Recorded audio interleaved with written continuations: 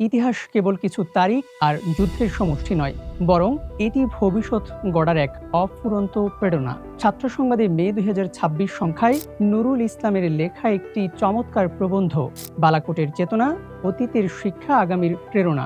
১৮৩১ সালে ৬ মে বালাকোটের সেই ঐতিহাসিক যুদ্ধ কেন আজও আমাদের কাছে প্রাসঙ্গিক, তা নিয়ে আজকের এই রিভিউ।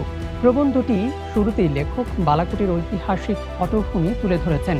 ঊনবিংশ শতাব্দীতে যখন ভারতীয় উপমহাদেশে মুসলিমদের ধর্মীয় ও রাজনৈতিক অস্তিত্ব সংকট ছিল, তখন আশার আলো হয়ে আসেন সৈয়দ আহমদ শহীদ রহিমাহুল্লাহ। তিনি কেবল একজন ধর্মীয় সংস্কারক ছিলেন না, ছিলেন এক দূরদর্শী সামরিক নেতা। পেশোয়ার থেকে বালাকোট, তার এই দীর্ঘ সংগ্রাম ছিল অন্যায়ের বিরুদ্ধে এক আপোষহীন লড়াই।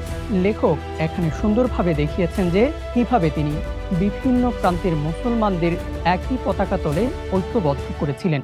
এমনকি বাংলার তিতুমির ও হাজী শরীয়তুল্লাহর আন্দোলনের সাথেও যে এই সংগ্রামের একটি আদর্শিক যোগসূত্র ছিল, সেই তথ্যটি প্রবন্ধটিকে আরো সমৃদ্ধ করেছে। ১৮৩১ সালে এই ভয়াবহ দিনে মাত্র কয়েকশো মুজাহিদ নিয়ে সৈয়দ আহমদ শহীদ রহিমাহুল্লাহ এবং শাহ ইসমাইল দেহলভী রহিমাহুল্লাহ ১০,০০০ সুসজ্জিত শিখ বাহিনীর মুখোমুখি হন। লেখক এই অসম যুদ্ধের বর্ণনায় ফুটিয়ে তুলেছেন বীরত্বের এক অমর গাথা। তবে প্রবন্ধটির একটি গুরুত্বপূর্ণ দিক হল বালাকোটের পরাজয়ের পেছনের কারণ বিশ্লেষণ।